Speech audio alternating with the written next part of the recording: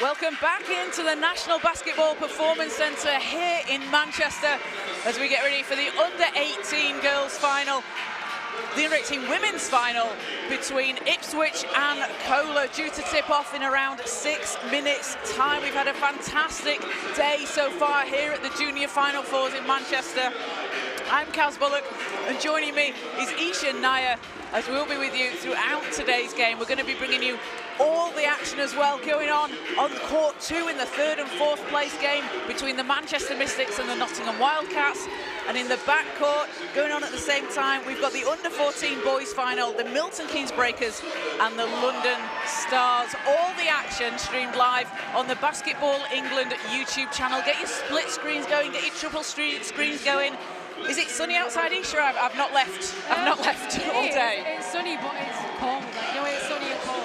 So it's a bit windy as well. Actually, it's chilly. It's chilly. Okay. Chilly. So get your spring jacket out, sit outside, you know, and wrap up, but sit outside and watch some basketball. Exactly. What better way is there to spend your day than There is come in? no better way. You can still get down to the National Basketball Performance Centre. Still 6 more games to go. You've got 5 minutes before tip in this one. If you live locally, I mean, just come round the corner. Literally. And we'll have 3 games to end the day at 4:45. The under-18 men's final. The Reading Rockets and the Sussex Storm will be right here on court 1 with me and Adam Masters. Court 2 will be the under-18 men 3rd and 4th place playoff game between the Manchester Giants and the Manchester Magic. That one's going to get loud. Yeah, it's going to be really loud. I mean, 2 local teams.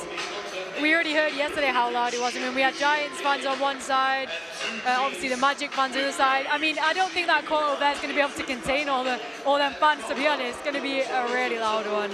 And the last game on court 3 will be the under-14 girls final between the Richmond Knights and the Milton Keynes Breakers. That's on the backcourt, Isha, or...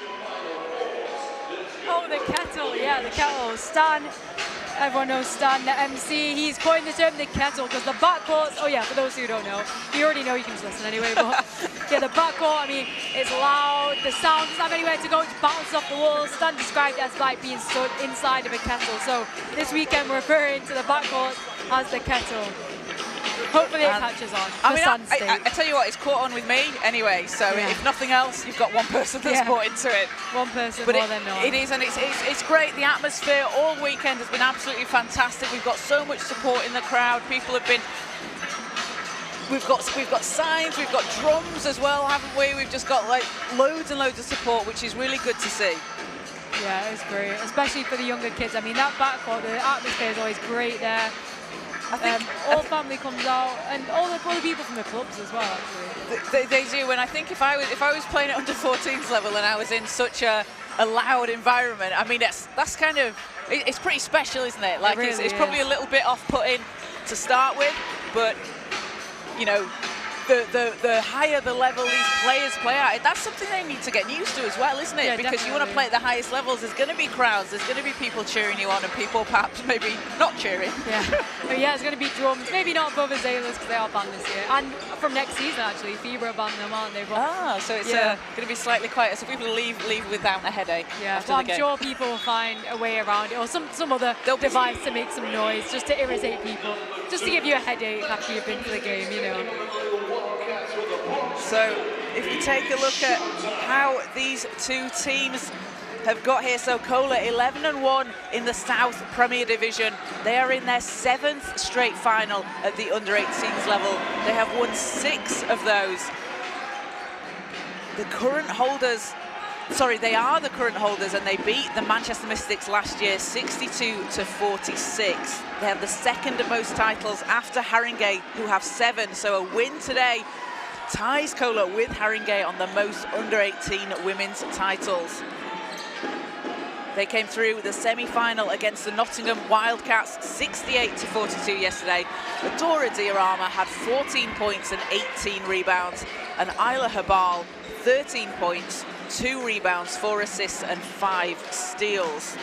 A team that won the Division 1 playoff final last weekend, which feels like a lifetime ago, Isha. It really does. And then obviously Isla Habal getting finals MVP, amazing performance from her. But she's just that kind of player, really. She is. Anyone that has not seen Isla Habal play before, you are in for a treat today. So Ipswich, they finished 10-2 in the South Premier Division, 2nd place, just behind CoLA. Last year they finished 3rd after a win against the Nottingham Wildcats in the 3rd and 4th place playoff, 64-53. They've won 5 titles at the under-18s level, so 3rd most after Haringey, and then CoLA.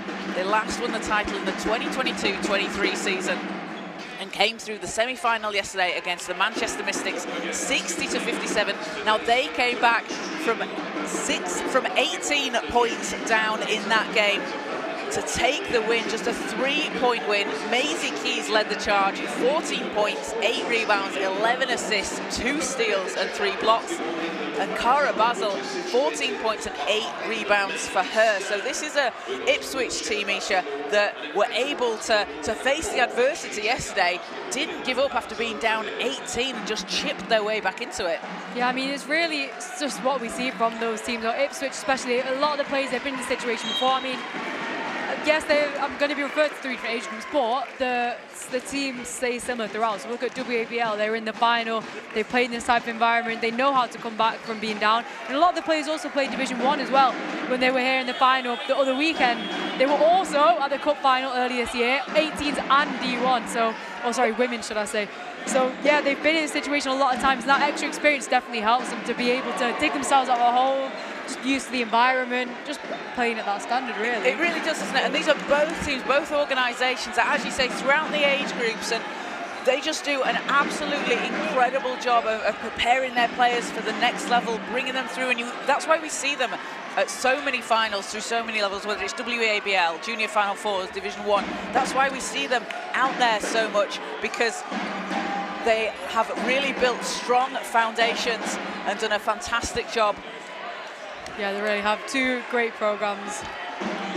So teams coming out on court, CoLA playing in red and Ipswich in blue. Starting for Ipswich, Kaya Bateman, Maisie Keys, Gianna Carrington, Cara Basil and Holly Ensol. And Adora Diorama, Isla Habal, Monife Abidekan, Deborah Wilson-Aswide and Eri Bukoye for CoLA. Diorama and Ensel for the tip, and balls up. Ipswich get the first possession. Carrington to the basket. He's going to have to pass out of it. Finds Basil. Keys driving inside.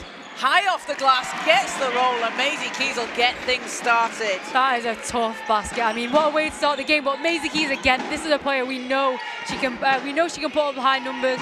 We know she can get the basket and make those tough shots. So her against Isla Habal, that is such a great matchup. It really is. It's really fun to see, isn't it? 2 real stars of the future gamers. Bukoye's shot doesn't go. Bateman racing down the court, takes it to the basket. Basil has it. Ensol round to Keys. Keys working against Habal. We'll get it back, 5 seconds. Keys from deep. That one's off, but tipped and put back in by Holly Ensol. And I'm going to use a word that we've used quite a lot this weekend, but box out. I mean, against this Ipswich team, yes, CoLA do have some size, but you've got Holly Ensol, you've got Basil. You can't let them guys, girls should I say, you can't just let them be there alone. You have to box them out, get a body on him. Pull-up doesn't drop for CoLA. Diorama fighting for the rebound, comes up with it. Wilson-Aswide round to Habal. Habal from the elbow, splashes it in. And Isla Habal gets CoLA on the board. She loves that pull-up jump shot, she really does, and that is her shot. 2-point Ipswich lead. Ensol spins, too strong. Habal picks it up.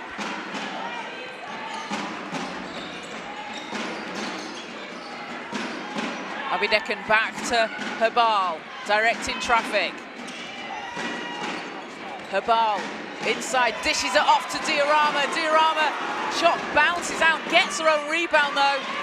Blocked by Ensol, and that's the connection people want to watch for. Isla Habal, Adora Diorama, the guard to the big inside, that connection that they have, it's so good to see. Yeah, it really is. And again, CoLA, the same similar players across 18s, WABL and D1, so they're used to playing with each other. as Bateman intercepts it for Ipswich, kicks it out. Carrington for 3, too strong.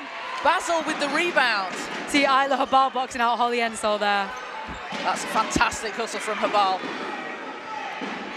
Bateman will try another 3 for Ipswich. Doesn't go, it's off the rim, ball's loose.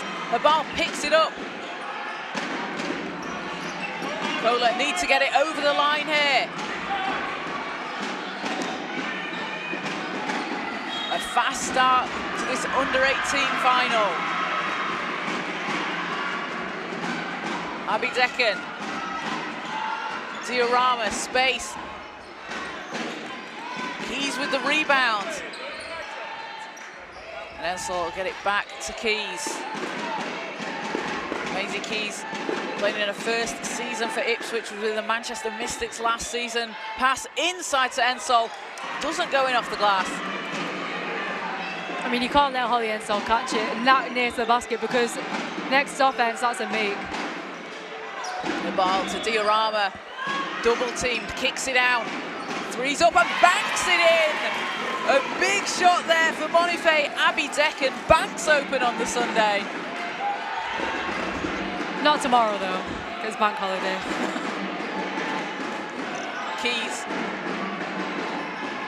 doesn't drop. And Monife Abby Decken, so we saw her out there last week at the D1 final. She hit 4 threes in that game.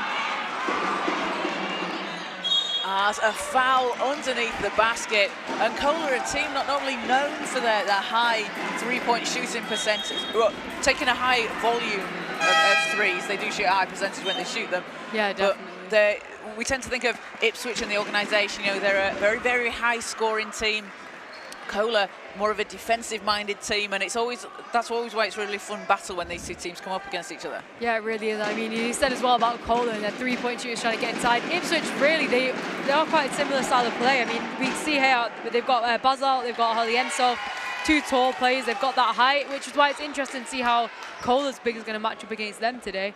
But they also love to run. I mean, both teams, they love to run on the fast break, trying to get them high percentage inside shots, just like you said. So we see Angel White sub in for Ipswich. As free throw doesn't fall for CoLA. Ball goes back with Ipswich.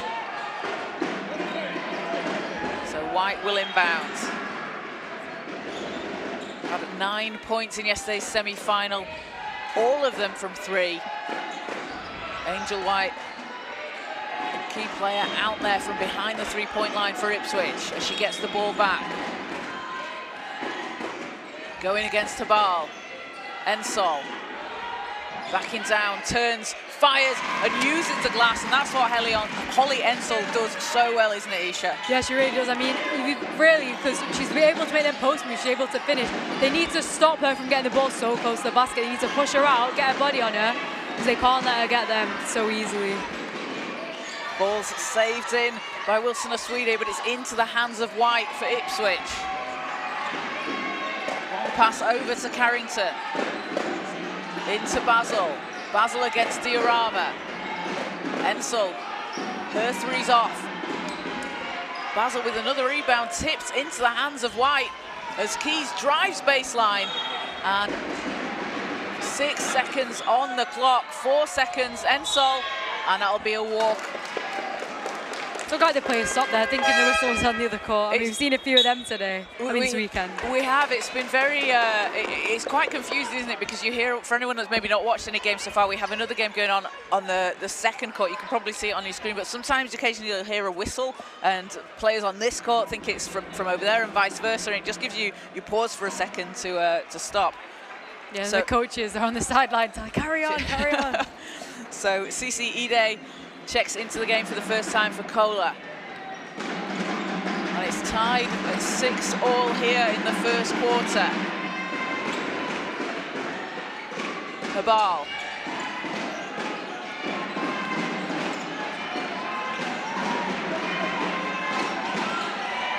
Ide from outside the line.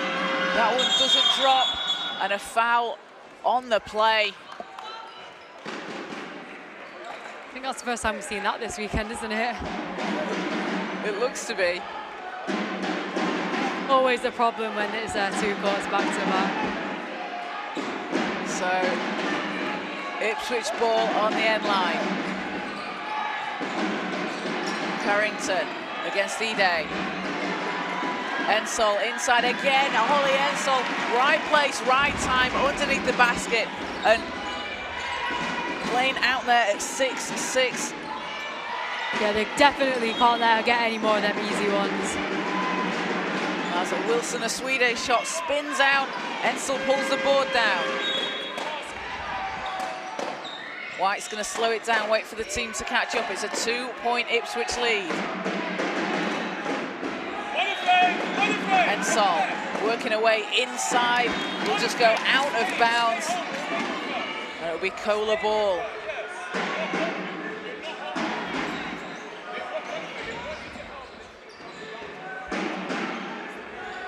Over on court 2, the Manchester Mystics have a 12-5 lead over the Nottingham Wildcats. 3:45 remaining in the show. There's Habal for CoLA. Wilson Oswide. Ide spinning inside, meets the double team. Wilson Oswide with 2 seconds, has to put something up here. Ball will be tipped, a shot clock violation. And Ipswich will get the ball back from the end line. Yeah, I think CoLA wanted a foul on that possession, but referees didn't call it, so we just got to carry on. Play through it as White goes against Habal. 2 very quick guards there. White into Ensol. Goes against Diorama. Ensol with the reverse. And Holly Ensol up to 8 points personal. She has 8 of Ipswich's 10 points. Yeah, Ipswich, I mean, ooh. And an offensive foul called against Habal as Maisie Keys takes the charge, puts her body on the line. Yeah, great effort from Maisie Keys there, literally just to get in the correct positioning to be able to take that contact. But it did look like a nasty fall, that, but good on her for putting her body on the line for the team. That's just what you have to do in the final. So a 4-point Ipswich lead. Keys has the ball. Keys gets the tough finish, and Maisie Keys gets her 4th points of the game. It's a 6-point lead for Ipswich. Yeah, she's just be able to finish so well under pressure. I mean, CoLA aren't letting her get the wide open lane. They're trying to put on so much pressure, but she's able to finish through it. And Maisie Keys, we saw her playing in the National Cup final back in January. As Habal's shot is short. She had 14 points in the first quarter alone for D1 Ipswich. As she spins to the basket, hangs in the air, drops it in, and Maisie Keys on fire. 4 quick points for Keys. Yeah, she really is another player. She has so much experience in the Final Fours environment. She previously played for the Mystics. She's been here under 16s, under 14s, so she's really used to playing in this event. And it's amazing to see as Habal spins to the basket, can't get that to roll in, but it's amazing to see the experience that some of these players have out there at just 16 years old and under 16. Exactly, yeah. I mean, she's represented GB a few times as well, so. And banks it in! Maisie Keys putting on a show here in Manchester. 9 points personal. Yeah, she really knows how to get it done. I mean, CoLA needs to find an answer for her quick, because when she gets on fire, she's just going to take them through the game. And that's a 7-0 run for Maisie Keys against CoLA.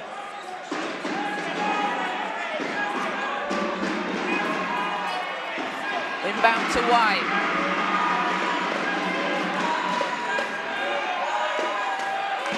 Ball's knocked away. Diorama comes away with it. And a whistle on the floor. Ball's, oh, is that a side? Was that just out on the sideline? Out of bounds, I'm pretty sure he called.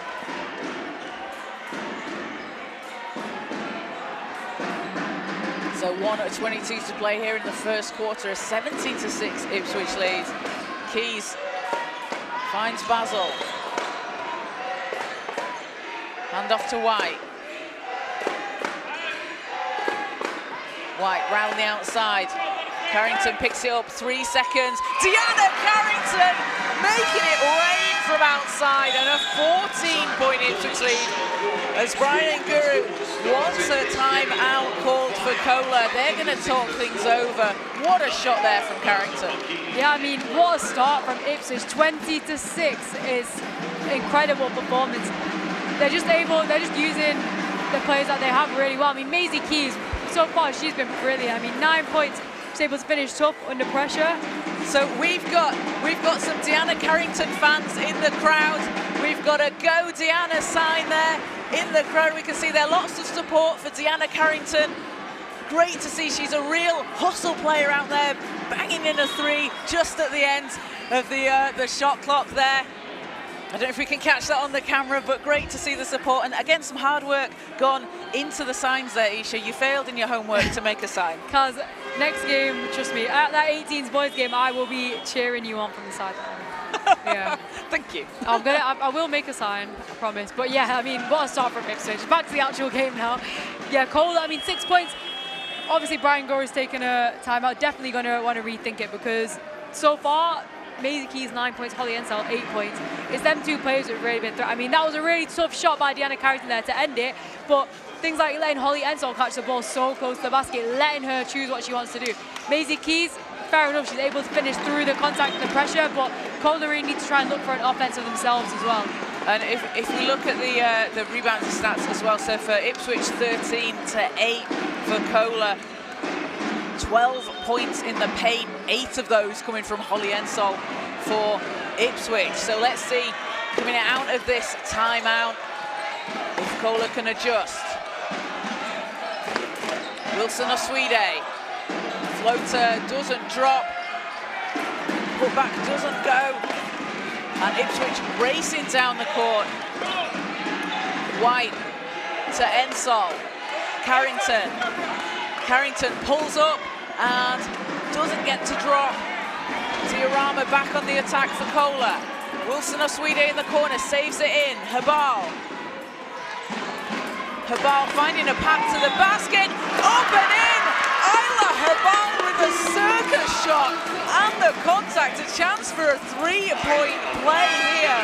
Oh my goodness. Isla Habal, please behave. That shot was absolutely insane. I don't know how she's managed to get that across. Definitely a highlight reel play. That I'll be disappointed if I don't see that every single post when I go on my Instagram later. That was outrageous. That is just another example of what Isla Habal does out on court. We mentioned it before, but T1 playoff final MVP last weekend, named to the Under-19 Player of the Year in the WEABL this season. As it cuts the lead down to 11, White powers down the court, she draws the foul. She's very quick, really quick guard, she is. Really quick is Angel White, gets herself to the foul line, and that's foul number 1 on CCE day for CoLA.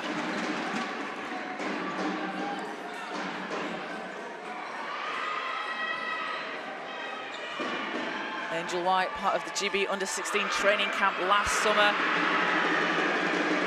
Also playing at WEABL Division 1.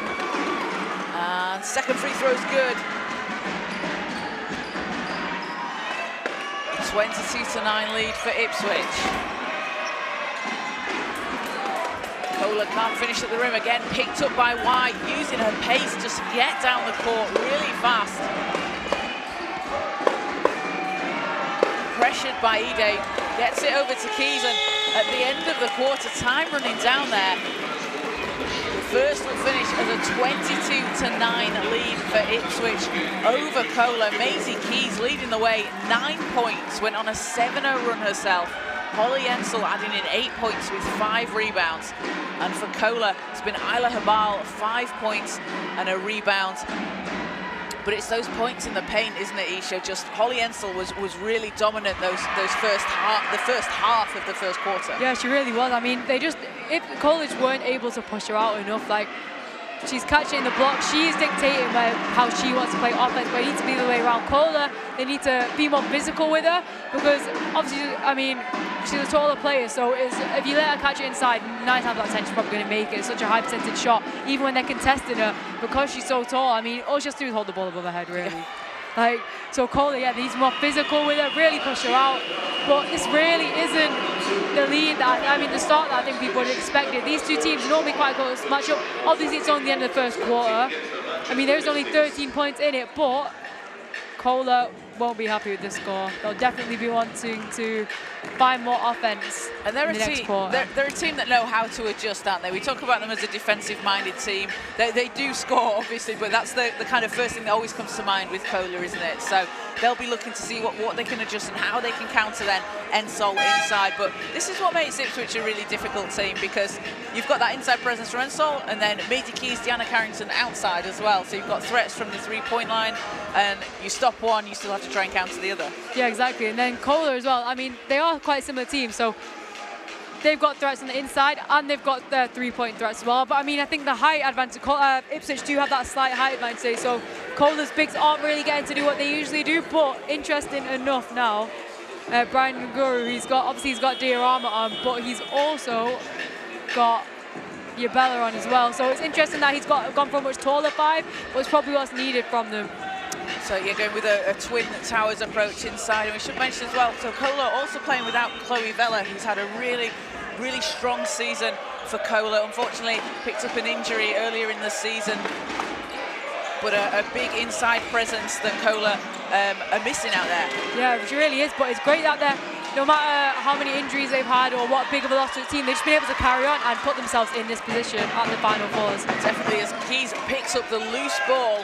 White, she's got space for 3. Off the rim, Habal dives in for the rebound. CoLA looking to chip into this lead here. Wilson Aswide. Off the screen from Yabella. Wilson Aswide to the basket. Draws the foul, so that's going to put her at the line. That's just what we need more from CoLA, I think, being aggressive. Like, they have gone to the basket, but have they really gone strong? Apart from Isla Habal, not really, but this definitely looks like a turning point from them. And first one is good for Wilson Aswide, averaging 8.3 points per game and 2.9 rebounds in Division 1 this season. She was named to the WEABL All-Conference second team in the South, goes 2 of 2 from the line. Anisha, shots from free throws, doesn't matter how, but you see the ball go through the basket, can be a bit of a momentum changer. Yeah, hopefully. I mean, start of the quarter, definitely had 2 minutes to talk it over. Maybe positive signs from CoLA. They just need to keep getting stops on defense as well. Bartley's 3. Oh, it's a long 2. Gets her first points of the game. Yeah, I mean, the problem is when you play Ipswich, pretty much everybody can shoot the ball, so they need to get a hand in that phase. Wilson Aswide going baseline, going against White for it first. A fantastic finish there from Wilson Aswide. Yeah, it really was. I mean, she waved off the screen, sent it away, and then just, yeah, like, did no, it herself. I'll take it, I'll take it. Exactly. And a whistle on the floor. And Ipswich, you mentioned it, they have players that can just score because that's kind of their philosophy, isn't it, as well. They're a high volume shooting team, and they're going to score a lot of points. They're going to put a lot of points up. Yeah, they really on are. The board.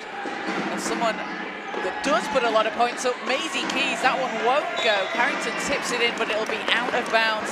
And someone that we've seen throughout the years for Ipswich score a lot of points, Liv Forster, and I've just bumped into her in the crowd. She's here to watch her old team, Ipswich, supporting her old club. And she's someone that is she's been playing at this level, junior Final Fours, under 16s and under 18s. They're supporting Ipswich out there in the crowd. Another ex-Mystics player, but no, yeah, exactly. It's great to see ex-players from clubs just coming down to support. That's what Final Four is all about. It is. It's a great community as diorama with a top finish to the basket. Really tough move, really tough move. Leads down to 9. And an offensive foul called. That'll be on White. Yeah, great pressure there from Isla Habal just to kind of force White to use that hook, trying to hook her. To get through, and we'll see Holly Ensol checks back into the game. Khalees Bartley heads to the bench.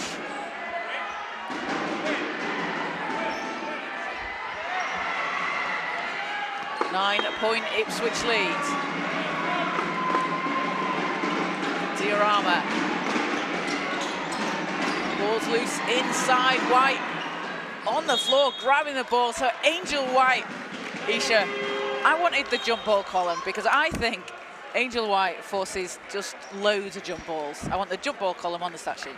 Yeah, definitely. I mean, I feel like just with girls basketball, you see a lot more jump balls. I mean, the game before 16s girls, so many jump balls because it's just not that boys aren't passionate, but you just tend to see everyone's on that ball. You know, the ball's on the floor, everyone's diving. We just saw then about 5 players jumping on the ball. It's crazy. You see a lot of them. Carrington to White. White will back it out. Habal strips it, takes the ball away. Habal to the basket. Oh, it's off the rim. Just left it short. Keys picks it up, pulls up from the foul line, nets it. And Maisie Keys into double figures in the first half. 11 points for her, extends the lead to 11. Habal. Ball's loose on the floor, and we've got another jump ball called. 3 players on the court. And just checking everyone's okay. Holly Ensel will just be helped up by her teammates. Maddie Warren into the game for CoLA for the first time. Isla Habal will take a seat.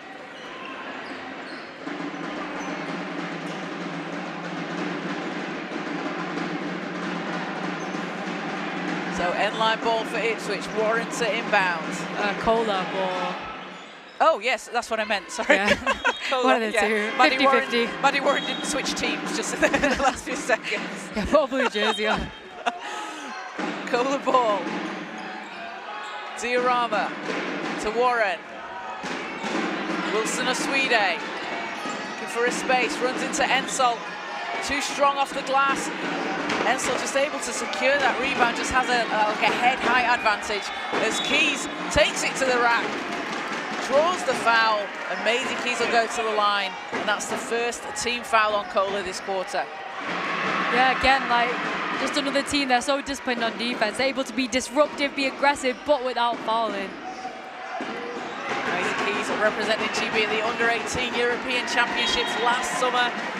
Also played for England at the Under-18 Four Nations tournament. She was named in the All-Star 5 this time last year at the Under-16 Junior Final Fours. She's a really accomplished player at such a young age as Diorama grabs the rebound. A 12-point Ipswich lead as Wilson Oswede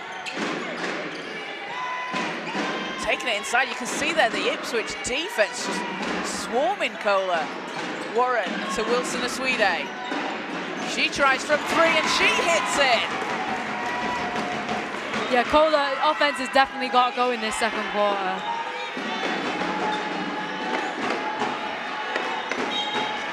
CoLA looking for a stop here. White into Keys. Keys uses the backboard, can't get it to drop. Ensel blocked by Yabella, and something has just gone off on court 2, Isha. There was just a massive cheer from the Nottingham Wildcats bench. Yeah, I think there might have been an and one or something. They've taken the lead over Manchester 27-24 in the second quarter as we've got a timeout called here on court 1. Yeah, whose timeout is? Oh, Ipswich, sorry, apologies. Ipswich timeout, yeah. I mean, maybe, yeah, because CoLA's offense has definitely got going more this quarter. CoLA are currently winning 9-5, 9 points to 5. So head coach Harriet Welland probably just wants to take this to talk over a little bit. Do you defensively, feel like CoLA, yeah, have definitely got a little bit of a run there, haven't they? Definitely. In this quarter, and feels like they're more in control of the game now. And sometimes it can be a case, isn't it, of like, I mean, all these teams that are playing today have also played yesterday. There's a few players out there playing through different age groups, and it's a lot to do, isn't it, over the course of the weekend? You can be tired. Teams might not be used to playing back-to-backs with as short turnaround as they have. Yeah, it is a big weekend. It's really intense. I mean, especially for some, I think there was a few Richmond Knights players who were playing both age groups and played 2 games back-to-back. 2 finals back to back on the same day. Ridiculous. We can just see there over on court 2, Siobhan Pryor with the Nottingham Wildcats. That 3-point lead over Manchester. Siobhan, Commonwealth Games silver medal at the Gold Coast in 2018. Doing a brilliant job with the Wildcats programme over in Nottingham. But back here on court 1, Wilson Aswide will have it for CoLA. The ball back out on court. Get the ball back, CoLA driving, and the ball's just out of bounds. And 7 turnovers for CoLA that Ipswich have been able to turn into 7 points. CoLA not able to capitalise on any of Ipswich's turnovers so far. That's quite a difference maker. Yeah, it really is. Harrington out to White. White shots up, doesn't drop. Carrington picks up the offensive rebound. Ensel with the long 2, it's short, but Carrington picks it up and puts it back in. And Deanna Carrington up to 5 points and extends the lead back into double digits for Ipswich. Yeah, they need to start boxing out. I mean, that was 3 extra shots, or 3 shots that they had. It should be 1 shot and done. Corner 3 bounces out. Abby Deccan picks it up, gets her own rebound again, working hard underneath the basket, rewarding with 2 points. And then Ipswich do the exact same thing down the other end. I mean, both teams at the moment are really crashing the boards and being aggressive on offense. Angel White, scoop left-handed layup. And again leads back into double figures for Ipswich. Wilson Aswide. Her ball. Back to Wilson Aswide. See Ipswich using their length. Basil and Ensel inside as the ball's tipped. Diorama has it, deep 3. 2 strong balls tipped. And great save there. Oh, not quite in time. It looked like she had it just on her tiptoes, Abby Deccan, but that will be a backcourt violation. Yeah, it's interesting that Ipswich are able to shut down CoLA's offense. I mean, what they look for a lot is Isla Habal loves that pull-up jump shot. They can use a lot of screens. They do have a decent amount of height, and they just screen first. She curls round, and she can get that. Or she comes to the top, gets the ball, sets the screen, and then she pulls up on that jump shot. But she's not had that option today because Ipswich's defense has been able to shut it down. So credit to them. Basil back to Keys. Keys to Basil. Keys will get it back. Takes it to the basket, draws the foul again. Amazing. Keys will go back to the foul line. She's done a really good job of that so far. That's the 3rd foul she's drawn. Going to be shooting 2 at the line.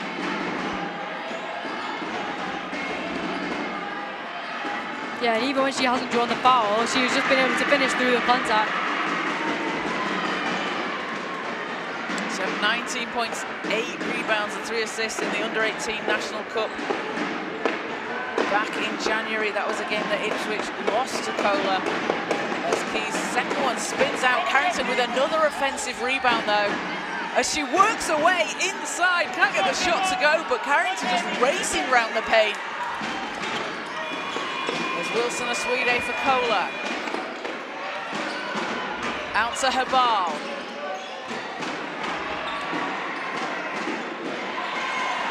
Ensel comes away with the ball for Ipswich. Probably Ensel is really making it difficult for CoLA to get them shots up inside. And she was doing exactly the same yesterday against the Manchester Mystics. Yeah, she really did. Even Basil then, you see, Isla Habal, she came off the screen, but because of Basil's length, she just had her hand up and she wasn't able to get that shot off. And especially having Basil and Ensel on the court at the same time, they practically cover the entire paint, don't they? Yeah, they really do. Stretch out as Ensel with the reverse flicks it up off the glass. Stretches the lead to 14, biggest lead of the game so far for Ipswich. Wilson Aswide.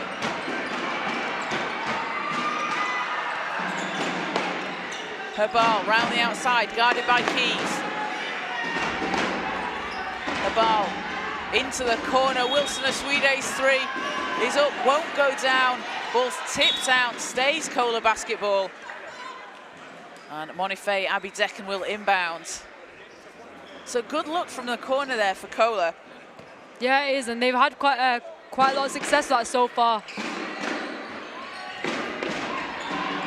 Abby Decken drive into the basket. And Keys just says, let's slow things down, team. She's going to take it over the line. Just over 3 minutes to play in the half. Keys into Basil, out to Ensol from deep. Bounces out.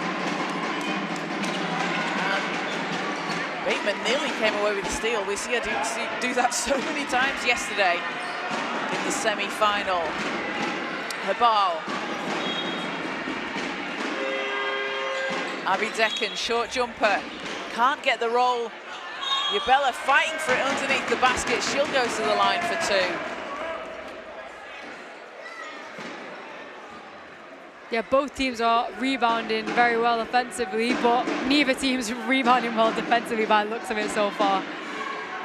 So 9 offensive rebounds for CoLA to 8 for Ipswich. Yeah, it's a lot. There's a lot of opportunities for second chance points. That there is, and Deanna Carrington with I'm sorry, I'm laughing at 4 offensive rebounds. That is crazy. Of 8 for Ipswich in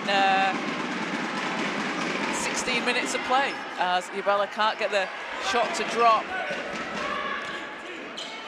I just like to laugh at the outlandishness of some stat lines sometimes in show. Yeah, Final Force is responsible for some crazy stat lines. Diorama checks back into the game. Eva Yabella heads to the bench for CoLA. Sideline ball for Ipswich. White back to Keys. Keys going baseline, finds White. And an offensive foul called on Ipswich, so CoLA will have the ball. That'll be the second on Ensol. 2:26 to play. Yeah, it'll be a shame for Ipswich if she gets into foul trouble, because as we've said so many times already, she's just such a presence on the court. Such a difference maker for this team. Habal to the corner. Abby Decken's 3, too strong. White with the rebound. Angel White does an absolutely brilliant job rebounding for an undersized guard. She's listed at 5'6", but she certainly plays bigger than she is. Really does. Another really bouncy play. And sorry, I was just distracted because there's a big drum that's just ended up behind us. I just got an earful of that on the possession before. It's a very big drum. It is. There's a big drum, there's a tambourine, 2 tambourines, but yeah, all the noise. I don't think they're supporting any particular team. I think they're just enjoying the environment and wanting to make some noise. Yeah. Any excuse to come and bang your drum around. A ball. Directing traffic. Diorama.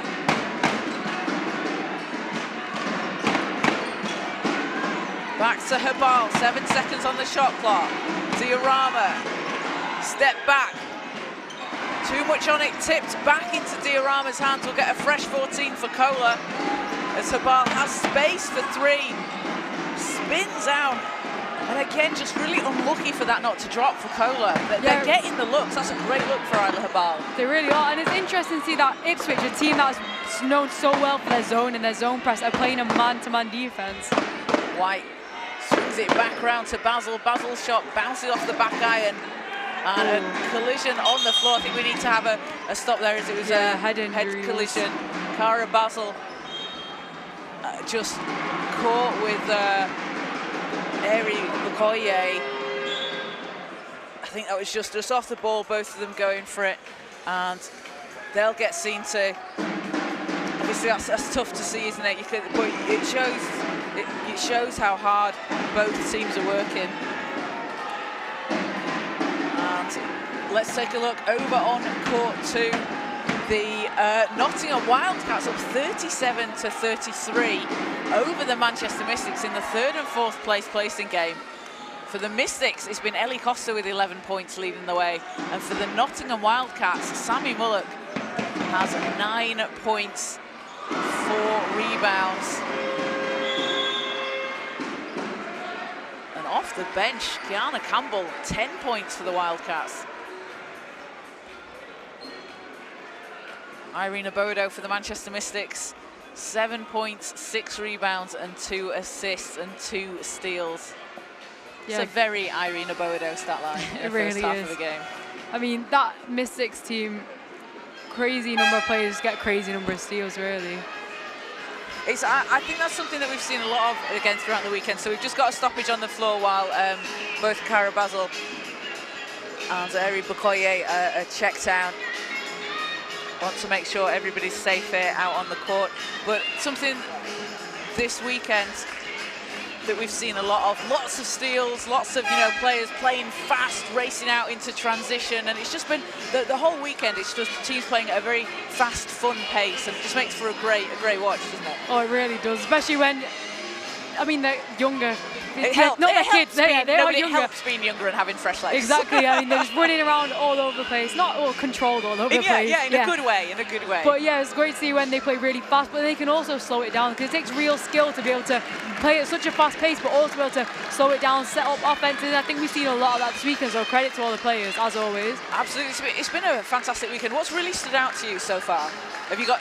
I mean, that's a really unfair, tough question. But I'm just going to say, as Ethan Round walks into the stands, his 8 threes in Reading's semi-final yesterday was definitely one of the highlights we've seen this weekend. Definitely. I mean, for me, just the whole atmosphere, because Final Fours is a really special event, isn't it? I mean, all young players, everyone's here on the same weekend. Yeah. The top 4 teams in the country, all the age groups, and it's really just a great event. I mean, you can't compare. It really can't. Everyone comes down, the crowd, the atmosphere. It's just special to... Well, especially when you're playing in it, it's very special. It is, and I also think it's really fun as well because you see teams that don't normally play each other throughout the season when you've got the North and South teams coming up against each other. So you'll see teams that get to match up, and it's a different type of challenge as well, isn't it? Playing outside of your conference sometimes. Yeah, it really is, and as well, I mean, different court that you're not used to, in front of crowds. Most teams won't be used to playing in front of such big crowds and in such noise as well. So. If you haven't come down this year for whatever reason, there's still time to come right down. There's up, should I say, down or up. Still time to come up another game. And if you really can't, just next year you have to be down. Make plans. Up, down or up, whatever, sideways maybe. And in the under-14 boys final taking place in the Kettle on the backcourt, Isha, it's Milton Keynes Breakers and London Stars. Milton Keynes with a 4-point lead over London as they are at half-time. For the Milton Keynes Breakers. Oh, can I just say, on the court opposite, the Mystics have taken a 2-point lead against Nottingham with 33 seconds to go in the second quarter. See, it's all going on. It really is. We need some squeeze on. Jermaine at 2-4 for the Milton Keynes Breakers in that under-14s game has 15 points in the first half. And Dylan Amin for the London Stars has dropped in 16. But back out on court here, Ipswich with that 14-point lead. Habal into the corner, Wilson Aswide driving baseline, met by the double team. Ball's knocked out of bounds, stays CoLA ball. This is quite a small 5 by Ipswich's current standards. Yeah, Ensol and Basil on the bench. And Bartley back in for Ipswich.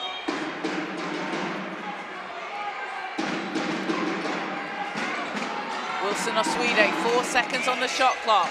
Needs to get it up. Habal will launch it. Won't be able to get it to go. Good defense there from Ipswich, running down the shot clock, forcing CoLA into a difficult shot that they didn't want to take in that position. Yeah, really good effort from them. Credit to them defensively, especially when they've not got, as we were saying, their size. Just their back presence of the other 2 players on.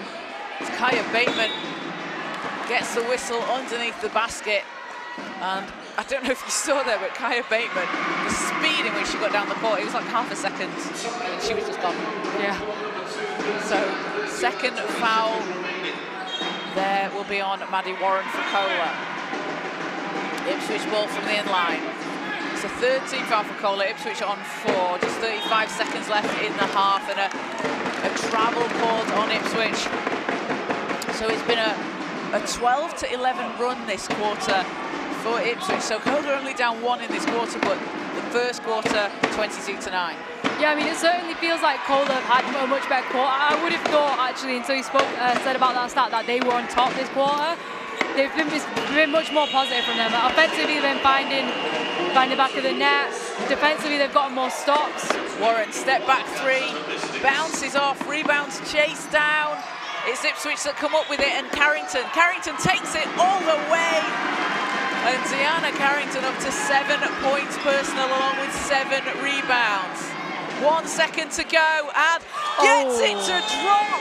A huge bucket at the buzzer for CoLA. I didn't go in, it didn't go in. Oh, it didn't go in? It didn't get spun out? Yeah. Oh my gosh, my eyes are deceiving me. That's what happens when you watch however many hours of basketball you watch this weekend, Kaz. So in my own alternate universe, that did go in. So unfortunate for that one not to drop. It looked like it was.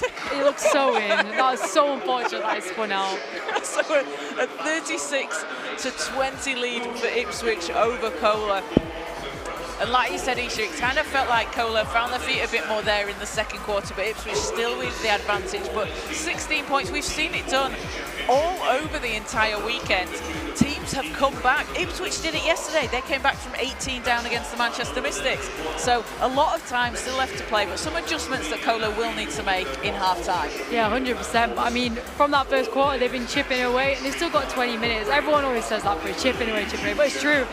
How else can you describe it? They have just got to slowly take away that lead. It's not going to happen straight away, but the second quarter, compared to the first, definitely they've stepped up. I mean, they found more shots on offense, better shots. Might not have been finding the back of the bottom of the net, however people say, but you know, if they just continue like that, then yeah, they'll find their feet and be much better from them. They certainly will. And if we look at the rebounding battle, 27 rebounds to Ipswich, 27 for CoLA, so they've kind of been able to pull that back a bit. But I just want to highlight Deanna Carrington, 7 rebounds, 7 points. 4 of those rebounds are offensive. She's making such an impact, and she's one of those players that as well plays throughout the different age groups, and especially at Division 1 levels and things. She does at this level, but she's a player that really works really hard off the ball and maybe doesn't always go as noticed on the stat sheet. And it's you know, she can have that impact out there, but she really is again one of these players that will do whatever it takes for her team to win. If she needs to play off the ball, chase down balls, tip the ball out of bounds, she's going to do that. Yeah, it's great to watch players like that. It really is, because you might be following the live stats, but when you follow the live stats, you don't necessarily always see things like that, which is why it's so important that people watch the game and also come down and watch. Yeah. So leading the way for Ipswich, Maisie Keys has 13 points, 4 rebounds, leading the way for Ipswich. And for CoLA, it is... You did not help me out there, Isha. Deborah Wilson-Aswede has 7 points, leading the way for CoLA. So me and Isha are going to take a quick break for half-time. We'll be back with you in around 5 minutes' time. See you in a bit.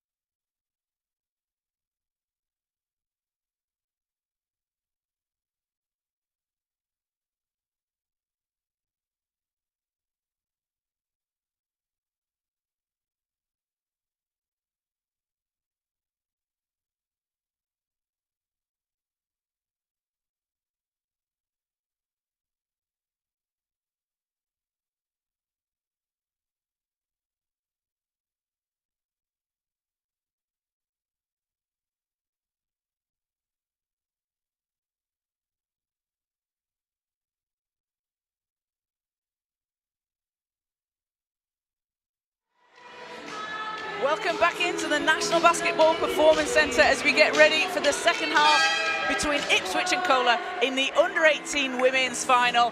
It's a 36-20 point lead. Is that a sentence, Isha? A 36-20 lead over CoLA for Ipswich. You know what, right, guys at home, people at home, girls, whatever. Kaza's been here all weekend. She was here yesterday all day.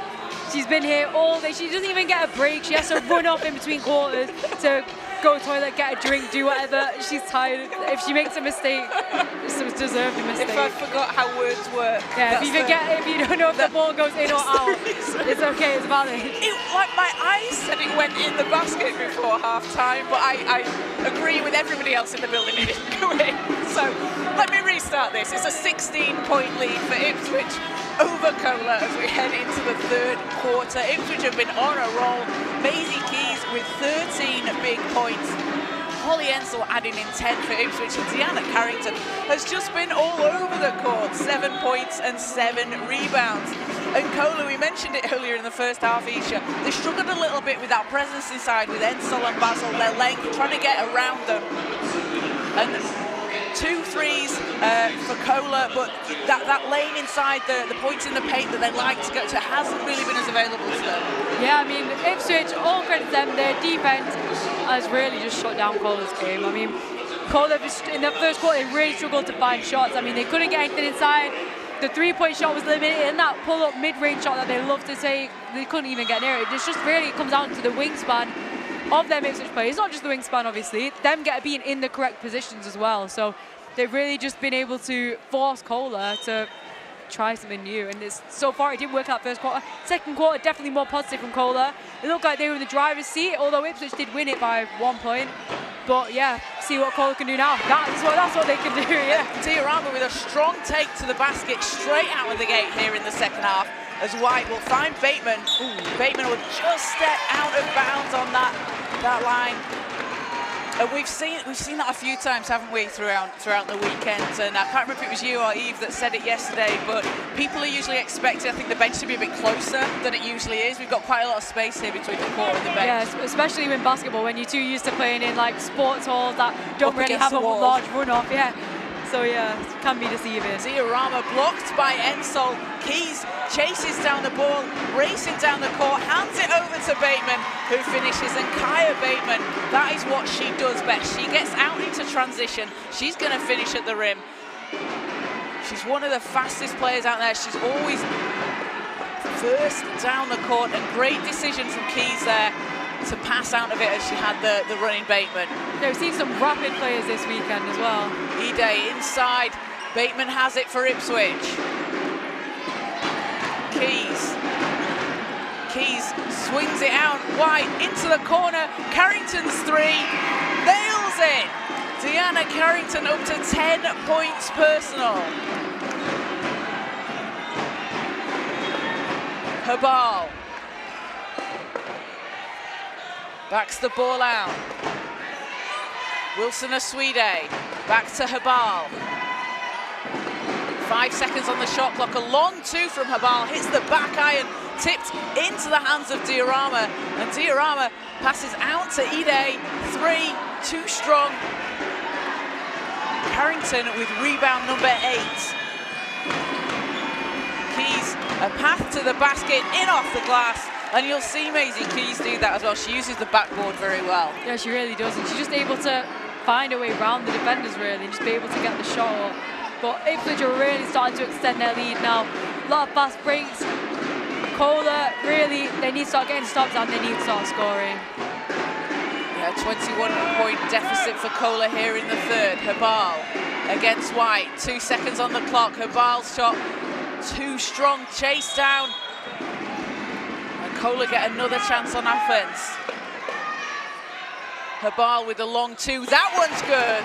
That's that shot that she loves to take, and she's so successful at it. That is really just such an Isla Habal shot. Bateman, she's got space there for 3. Doesn't drop, but if you're CoLA, you've got to get out to that 3-point line. Yeah, especially against Ipswich, it's a team that everyone knows they love to shoot their threes. one of the few teams that you have the green card to shoot threes on a fast break.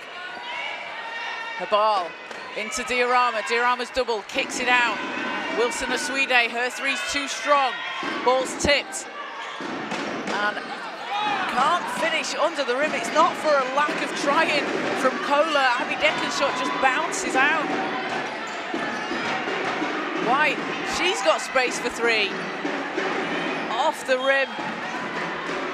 And Ipswich get it back, but CoLA, they've come out in the second half here. They're going inside a bit more. You can see it to Diorama, even if she's having to kick it out. But there's a couple of shots there just under the basket. They've just bounced out. Like, they've got the positioning, and it's difficult because Ipswich's defense is so strong. Yeah, I mean, it's really painful when you're getting such good shots because they are creating the shots now, and they're just not falling your way. I mean, someone needs to take the lid off just to get CoLA's offense going just a little bit. Is it going to be out of the ball? Three doesn't go. Saved in by Diorama. What a save, though. And we will get a three out of that play as Wilson Aswide converts. Carrington racing baseline. That was a fantastic pass over to Bateman. Keys to White. White, 5 seconds. Off balance shot doesn't go. Yeah, the momentum looks to be with CoLA at the moment. Wilson Aswide uses the screen. Herbal. Back to Wilson Aswide. She hit a three just before. That one doesn't drop. As Keys slows it down for Ipswich. Carrington with the short jumper. CoLA pushing the pace here. Wilson Aswide. Diorama inside. Has to work against Ensol. Spinning.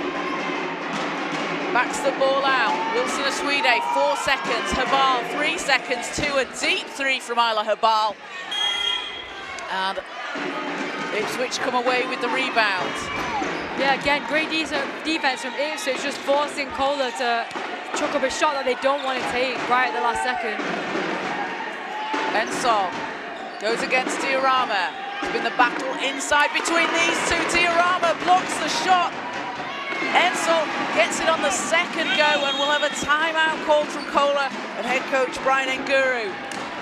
And that's much the same as we saw in the first half. So good work there from Diorama to block the first shot. It's just then very difficult to do it again 2 times in a row. Yeah, it really is. I mean, just then, I mean, they look like CoLA went on like a little bit of a run there. They look like to be more positive minded. They hit that three-pointer, got us up on defense, and they look to be in more positive spirits. But Ipswich then just shutting it down. I mean, CoLA is a bit draining to play such great defense, especially on a player like Holly Ensol, who's going to score a lot.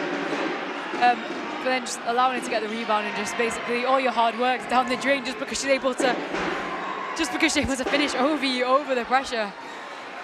So Ipswich a 45-27 lead over on court 2. The Manchester Mystics have retaken the lead against the Nottingham Wildcats, 47-45. They've been led by Ellie Costa on 14 points and Karina Costa on 13 points. And for the Nottingham Wildcats, Sammy Mullock adding in 12 and Kiana Campbell 10 points for her for the Nottingham Wildcats.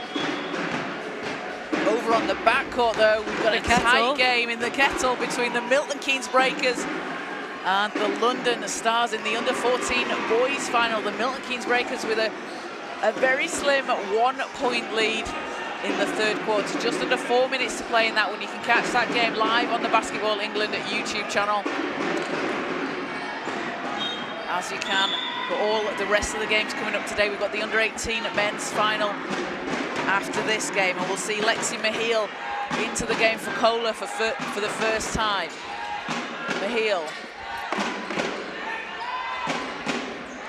Ball's picked away by Bateman. Bateman racing down the court, and the pass goes out of bounds. CoLA will get it back. I mean, they've still got a lot of time. 14 minutes is a long time in basketball. There certainly is. We saw that run that CoLA had just gone on a little bit before. It's just You want to try and get some stops, get some points, as simple as that sounds, because that's basically what basketball is. Yeah. Diorama kicks it down, three's up, too much on it. And the ball is going to go with Ipswich, and we see without Holly Ensel and Cara Bezel on the court, we see CoLA trying to take advantage of that. But just as I've said that, who's going to come back out on the court? Holly Ensel will be back in, and we'll see is Isabel Roberts in for the first time for Ipswich.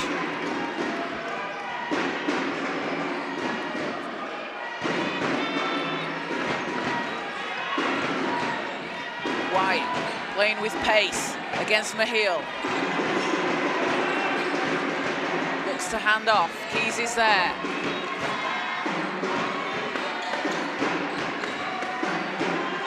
Ensel working against Yabella. Good D there from Yabella. Yeah, great defense from Yabella there. Hopefully she just carries on doing that. Habal makes some space. Bullet pass inside to Diorama. And Diorama takes the contact. That's going to put her at the foul line. Yeah, great offense there from CoLA. I mean, that is just, it's such a CoLA offense that, God, just create, using the screen to create some space. That roll, just getting open. And Isla Habal, I mean, she's such a good point guard. She really is. Her court vision's insane. And that, to make that pass, get it through all the defense. It's such a strong pass as well. And to Diorama, who doesn't get the three-point play. Cuts the lead down to 16. White.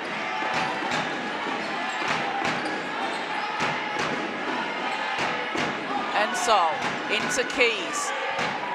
Ball's picked up by White, 7 seconds. Ensel from deep, off the back of the rim.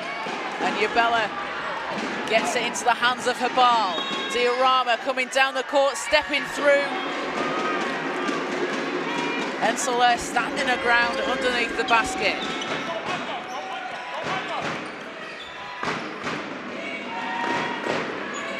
Roberts into Keys.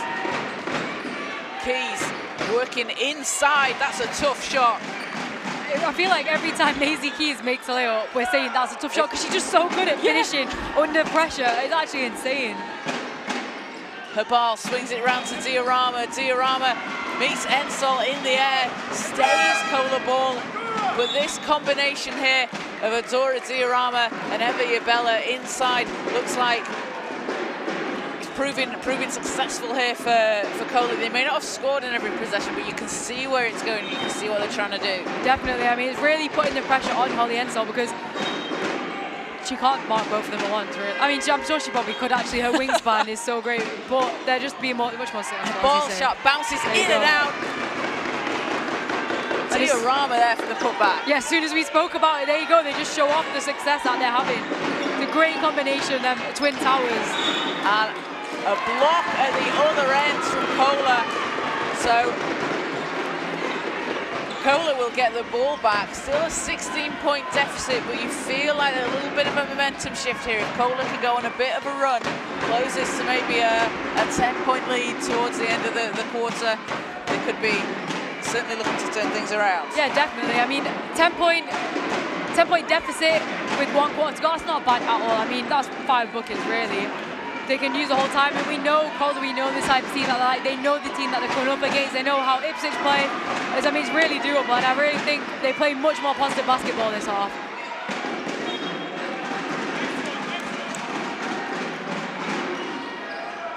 It's been an 11 run for both teams, so both tied 11 points this quarter. As White controls the ball for Ipswich. Carrington calling for it. Roberts against Habal. Back to White. Roberts using the screen from Ensel. Doesn't drop. Habal has it. Racing down the court. Wilson Aswide. And it goes out of bounds. Wilson Aswide was doing such a good job there just to run. Couldn't keep the ball inside. As Isla Habal will take a seat. 7 points for her with 2 rebounds and 2 assists. And Monife Abidekin checks into the game. Carrington hands it off to White. with a deep three, hits it all the way from Ipswich, and Maisie Keys up to 20 points personal. That was a crazy shot. Maisie Keys, wow, oh my goodness. Contested three-pointer from that far out. You can't argue with that. You cannot argue with it. She is a shooter. She really is. Abby Decken driving, stops, kicks it out, Mahil. Wilson Aswide with 3 seconds, going to the basket, met by Ensol. Yeah, I mean, it feels like every time someone's going up, they're saying met by Holly Ensol. That's only her 4th block of it. Only her 4th block. But yeah, it feels like she's been everywhere. She has. She's had a huge impact on this game, a plus 17. 12 points, 12 rebounds, a double-double for her as the shot clock will expire. CoLA not able to get a shot off. And some really big performances out there for Ipswich. So Maisie Keys up to 20 points along with 6 rebounds and 3 assists. We mentioned Holly Ensol on that double-double. Deanna Carrington, 10 points, 9 rebounds. As we see Khalees Bartley back in for Ipswich. So refs just, I think they're resetting the clock here. A few seconds were taken off after the whistle went. And if we look at the leading scorers for CoLA, it is Deborah Wilson-Aswide, 10 points for her. And Adora Diorama has 8 points and 12 rebounds.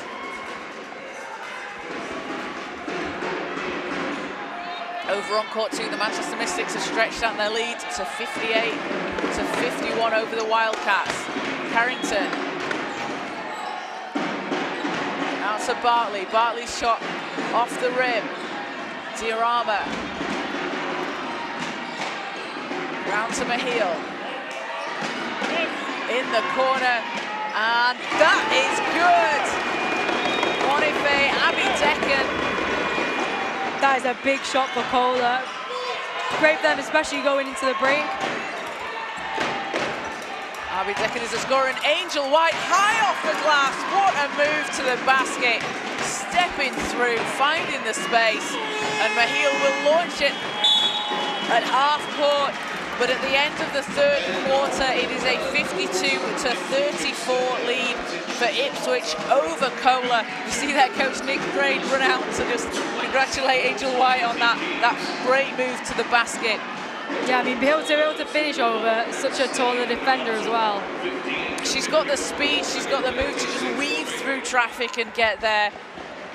So after a run for CoLA in a few minutes, Ipswich again just able to kind of counter that and take the lead. They just look like they have an answer for everything that CoLA are kind of throwing at them. Yeah, it certainly feels like that at the moment. I mean, CoLA, yeah, they did start to kind of find their rhythm and find their flow, but as you say, Ipswich, they just haven't answered everything. But because they're such good shooters, CoLA might bring it back by a couple of points, but all Ipswich needs to do is hit a couple of 3-pointers, and it feels like it's gone there. It kind of takes the momentum, doesn't it? It really does. Yeah. So 4 threes for CoLA, 4 for Ipswich. It's just that CoLA have been able to get the points in the paint going. 32 points in the paint for Ipswich, 14 for CoLA. CoLA not being able to capitalise on any of the turnovers that they forced. 0 points from turnovers for CoLA and 13 for Ipswich. And the rebounding battle, we spoke about it before, but CoLA edging that one 40 to 38. And 19 offensive rebounds for CoLA, 12 second chance points. So, you know, they're doing the hard work, aren't they? They're getting the rebounds, just haven't been able to get the ball in the basket. Exactly, they are just doing all the hard work, as you say. I mean, they're getting the rebounds, they're running on the fast break.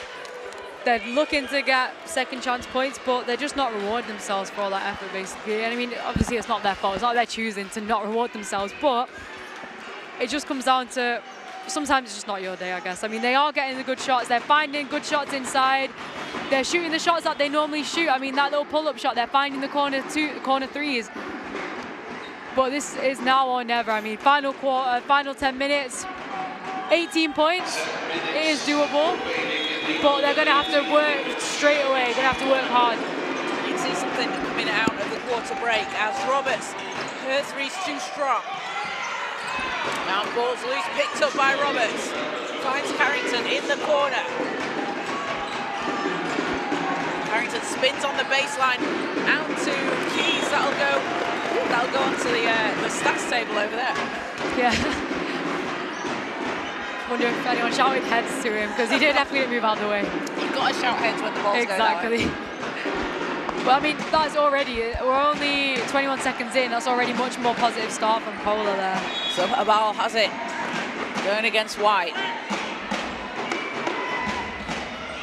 Abby Deccan, strong move to the basket. Yabella's there, gets the foul call on the shot, so Eva Yabella goes to the line.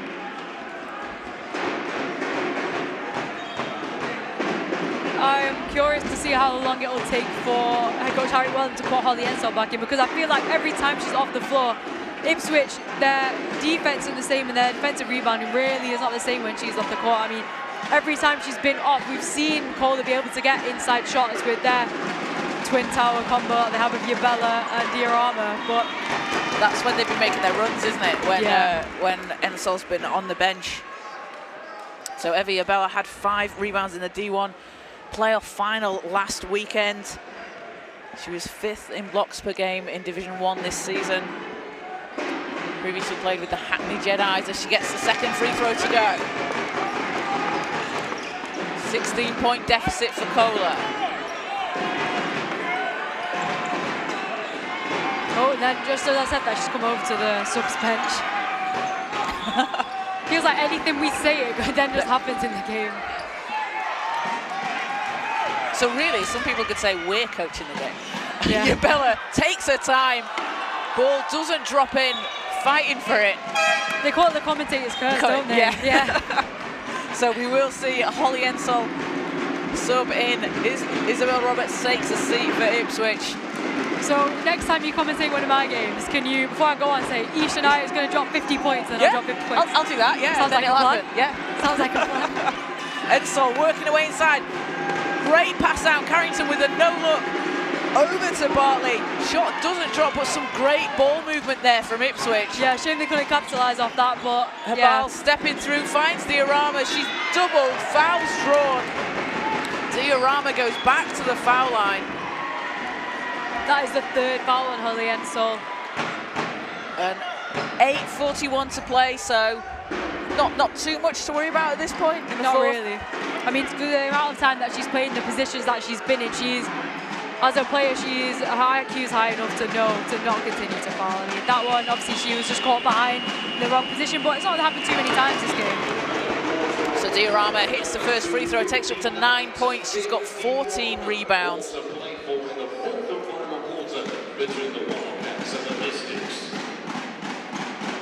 Named the WEABL Under-17 Player of the Year in the South in 2024. 2 of 2 from the line, cuts the lead down to 14. White to Ensel.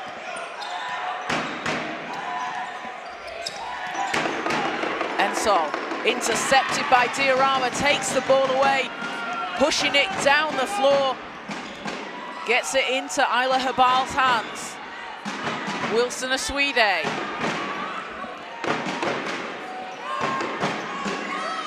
Wilson Aswide around the outside. 6 seconds, 5 seconds. Habal has it against Keys.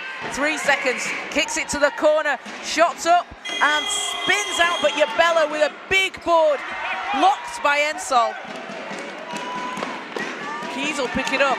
That was a strong offensive possession for CoLA, not able to come away with the points. Yeah, really unfortunate for them there, but very close. As foul is drawn, Wilson Aswide as she goes to the basket, so she's going to go to the foul line, and that's the 3rd team foul in Ipswich, Isha. So 3 team fouls, 7:42 to play. CoLA are going to have shots after this timeout has been called. So is that something you look at if you're CoLA? Do you try and keep driving, going inside, draw those fouls, maybe get Ipswich into team fouls, and then try and win this at the line? Definitely. I mean, to be fair, like the whole game, it's not really been a high fouling game. It's flowed quite a lot because people are just able to get in the position for it. But I mean, that last foul by Maisie Keys, we can live with that one. It's a first personal foul.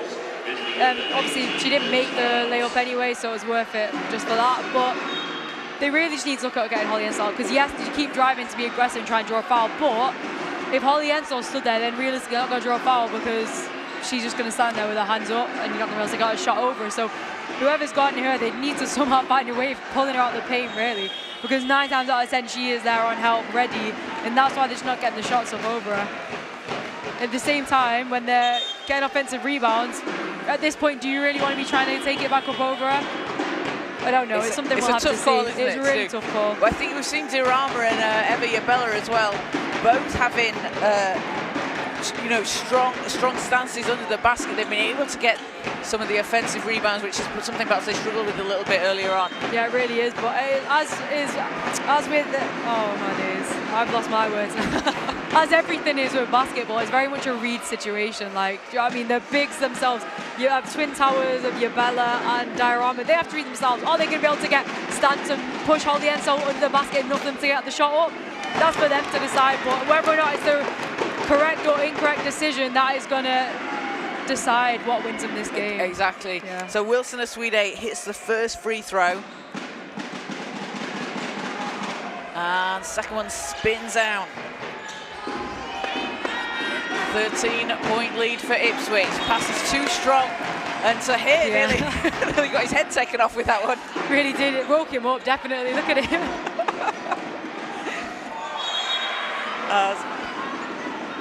Call on the floor. Oh, so they called the Ipswich ball. So Ipswich ball from the end line. Carrington will inbound. White's there. Ensol. Carrington blocked by Yabella. Ipswich get the ball back though. Keys stops and pulls up from the elbow. That is another tough shot. As like I said, every time Maisie Keys shoots that ball, it is a tough shot. And she's had 22 points so far, has Maisie Keys, leading all scorers. Yeah, and 7 rebounds to go along with that, so. She nearly had a triple-double yesterday. It was 2 rebounds off a triple-double. As her ball pulls up from the foul line, it spins out. Bateman comes away with it. And it'll just be a step out of bounds for Bateman. Ball is back with CoLA. 6:52 to play. 15-point lead for Ipswich over on court 2. It's a 10-point lead for the Mystics over the Wildcats.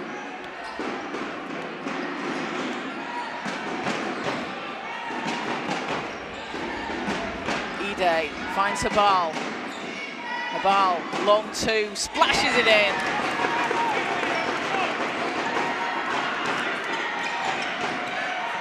Keys into the corner, Bateman's there.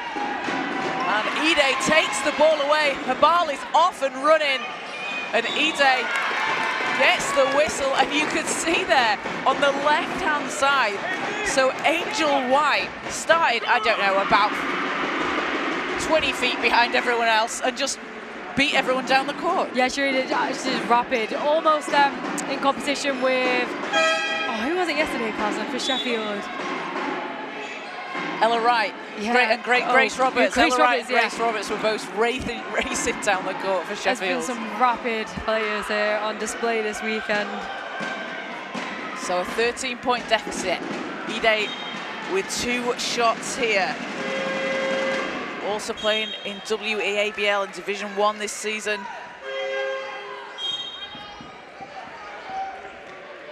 Made the junior Final Fours with CoLA at the under-16 level back in the 2022-23 season. As second one's good. 12-point deficit. Still time for CoLA to make a run here. Ensol against Ide, gets it to White. White breaks free and takes it to the basket. Would have been a tough shot if she got that one off. Wilson Aswide to Habal. Pulls up, and that one doesn't go. That elbow jumper, Isla Habal loves that elbow jumper. As Bateman finds Carrington in the corner, Bateman gets it back. Keys. Ipswich can use the clock if they want to. Blocked by Wilson Aswide. 7 seconds for Ipswich. Ensol. Ball's taken away. Diorama comes up with it.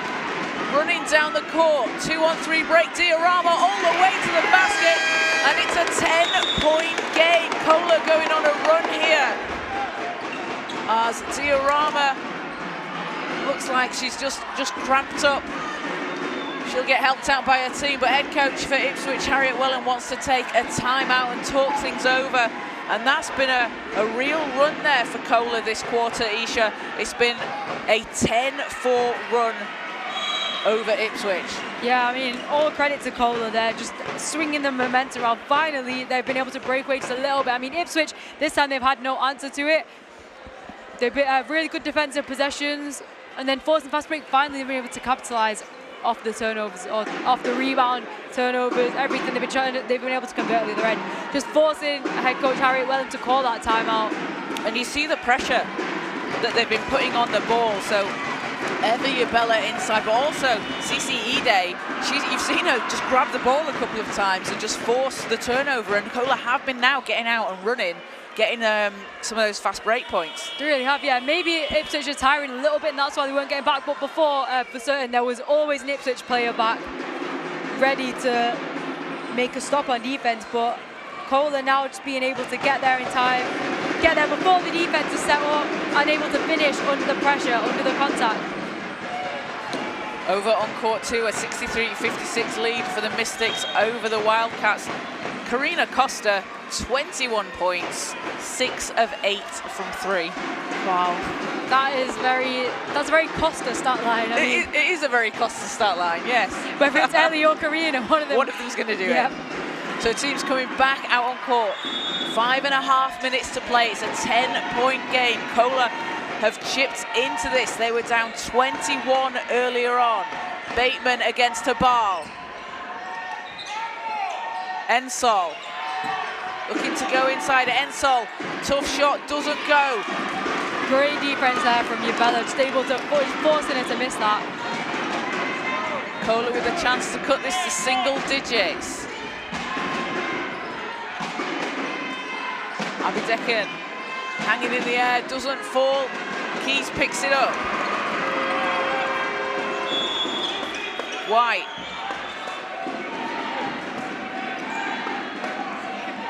Ensol, back to White. She's doubled, and jump ball will be called. That's going to go the way of CoLA. I mean, great effort from CoLA. You can just see now the pressure, they've just turned it up a notch. As we see Adora Diorama back in, Eva Yabella heads to the bench. Yabella a +4 in a game that CoLA are down by 10. She's had 7 rebounds and a couple of points. Yeah, I mean, she's been brilliant today. Just literally that last defensive possession there from them. She's just able to push Holly Ensol out, forcing her to shoot a really uncomfortable off-balance shot, so all credit to her. Ball's in the hands of Habal. 3 off the front of the rim, chases down her own rebound. Another 14 for CoLA. Ball's inside, Carrington comes away with it. Pushing the pace down the court, steps through, and a blocking foul calls. That'll be on Habal. Stepped in to try and take the charge, just didn't quite have her feet set. Yeah, unlucky by Habal there. I mean, she did a really good job at getting there, trying to get in position, but obviously the referees didn't think it was a charge. They called a block, so that's what it is.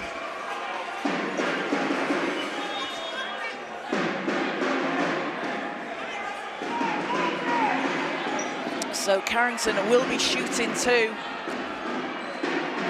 Tiana Carrington playing in the WEABL this season, 10.7 points per game, 8.2 rebounds, averaging just under 4 offensive rebounds a game.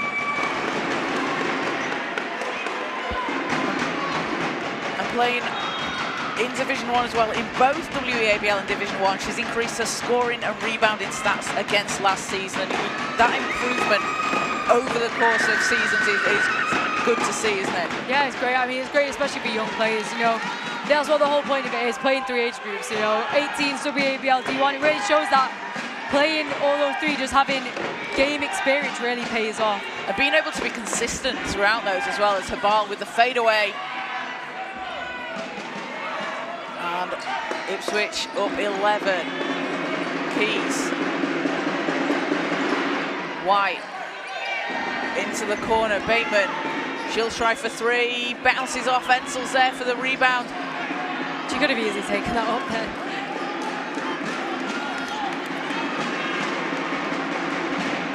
Habal has it. Off to Diorama, a foul calls. That's on the floor though, that's foul number 5 on Ipswich, so that will put CoLA at the line. And as we said earlier now, 5 team fouls for Ipswich mean if CoLA want to try and take advantage of this and drive to the basket, see if they can draw those fouls and win this out at the line. Yeah, I mean, it is a viable option, but it's just with any other team, yes. But just with Ipswich, Holly Ensel, her presence, it just cannot be ignored. As Isla Habal hits the first free throw, the MVP in the South for the WEABL this season.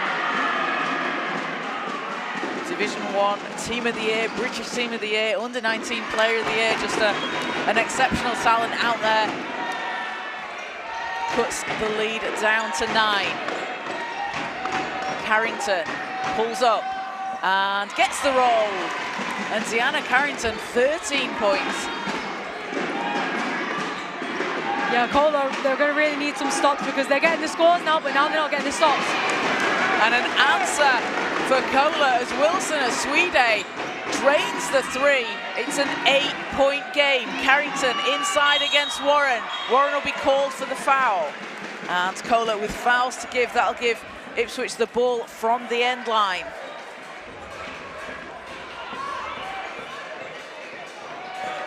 .306 to play. That's foul number 3 on Maddie Warren. Yeah, I mean, as you say, they have the fouls to give, so you'd rather people be aggressive than standing off their player and just letting them get an open look. White gets the ball into Keys. Carrington has space in the corner. Rebound Ipswich. Carrington again. Over to Bateman. Bateman to the basket. Over the outstretched arm of Diorama. Again, being able to finish over that high advantage. Leads back to double digits. And ball's out of bounds. Last touch, CoLA. I feel like as well, we need to appreciate Deanna Carrington's passing. She's had some great no-look passes. She's just driving, kicking the ball out. Yeah, she really has. Hasn't always resulted in an assist because it's like the pass before the shot, but she, like, there you go as well, great pass into Ensel. It's picked off though by Habal. Again though, it's those plays that don't necessarily show up on the stat sheet. It's so vital to the winning. Diorama finishing underneath the basket. 8-point game, 2:17 to play. Carrington. Ensel. Back to Carrington. Oh, volleyball passes it over to White. Her shot doesn't go. That was a great tip, wasn't it? Yeah. Habal and a chance for CoLA to cut into this. Habal hanging in the air. Ball's in the basket. And the lead is down to 6 for Ipswich. CoLA making a comeback here. Down 21. Ball tipped into the hands of Diorama. Abby Decken from the outside. 3 is good. A huge shot for CoLA and Monife. Abby Decken, we've got a single possession game. CoLA fighting their way back, 21 points down. Carrington against Habal. Ball's tipped. Warren has it. Habal, 1:27 to play. Habal into the corner. Abby Decken. That one's short. Ball's with Ipswich. Take a breath, everyone, as Carrington has the ball tipped away.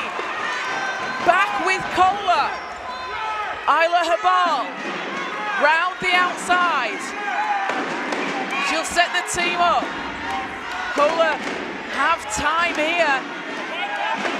Habal off the screen, launches a 3, that's short. Still 2-possession game, I mean, they've got time. 53.7 left. This has been an incredible comeback from CoLA. It really has, literally just when they need it as well. 3-point game, Bateman. Round the outside, Ipswich can use the clock. Ensel, she'll try a 3. Doesn't drop. Carrington And a foul called On Ipswich. underneath the basket. That's on Carrington, so that's going to send CoLA to the line for 2 and a chance to cut this lead even further. 38.9 seconds to go. It's been a 22-7 run for CoLA so far this quarter. Yeah, I mean, no words, Kaz. This is an amazing comeback from CoLA. I mean, we know this team can do this, but the fact that we're seeing it still just makes for such an exciting game. I mean, Ipswich, they've been comfortably in the driving seat for practically the whole game, and CoLA, just when they've needed to, they've come back, they've got the stops, and they've got the scores. As Isla Habal hits the first free throw, it's a 2-point lead for Ipswich, the closest this game's been since the first quarter. Habal readies for the second. It's good. Isla Habal with 2 big free throws for CoLA. 1-point Ipswich lead. Bateman against Habal. Carrington turns and fires, too strong. Chasing down the rebound. Ball's out. Saved in. Warren has it. Habal racing down the court. Back to Habal. 1 possession 15 game. seconds. Off the screen, Habal launches. It's off the rim. Chases down the ball. 8 seconds, has time. Diorama has it. CoLA, 4 seconds, 3 seconds. Ball's knocked away. Ensol will just hold it away from the CoLA. And Ipswich come out on top with a 1-point win, 59-58 against CoLA, withstanding a 21-point comeback from CoLA in the dying seconds. And it was Holly Ensol, we talked about her all game long, but just at the end there, able to take the ball and just put it out of CoLA's reach. Yeah, I mean, what a finish. But just our reactions right now just kind of reflect that. I don't really know what we just watched. Never ever seen such a high-stress game. I mean, to bring it back that late into the game, for Ipswich to be able to absorb the pressure and continue to play the game out. Full credit to Ipswich there, but CoLA, they tried so hard. They did all the hard work, but just at the last minute, I mean, they couldn't convert. So upsetting scenes for them, but credit to all the players in that court today. I mean, they played their hearts out. They absolutely did, and a massive credit to Ipswich. They came out strong. That is an incredible win for them to come out on top. So let's take a look at the scores. So literally everyone in this arena just sat open-mouthed, aren't they, at what they've just seen. Maisie Keys, 18 points, leading the way for Ipswich.